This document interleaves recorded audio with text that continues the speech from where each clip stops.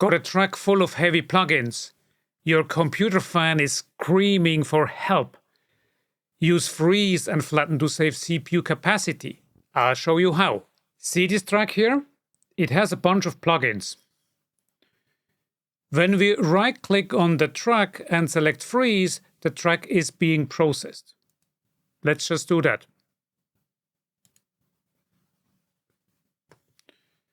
The virtual instrument is being played, all plugins are performed, and the end result is an audio file which is being stored. So essentially, it turns MIDI into audio to save the computer power. See how the track turned blue? It's now using way less CPU power.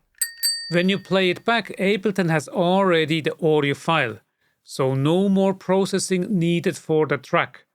And this works also with an audio track and the subsequent plugins. The price for freezing is that you can no longer modify the track.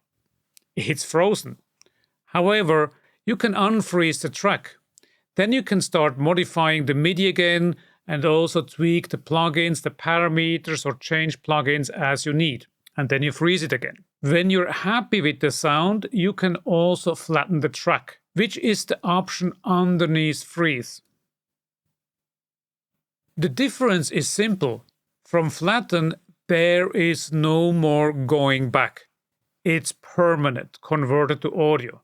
So be careful. This deletes the MIDI information and also the plugin chain. Here's a safer way to do it. Freeze the track, as we've done here, duplicate, Ctrl D, and go to the new track on below. Flatten this one. You mute the upper one, and below you have now the audio file. This way you have both the audio, and should you ever need to go back, you still have the MIDI which is muted. Freeze and flatten is perfect for saving CPU capacity. Freeze first, flatten later. Your computer will thank you. Happy music making!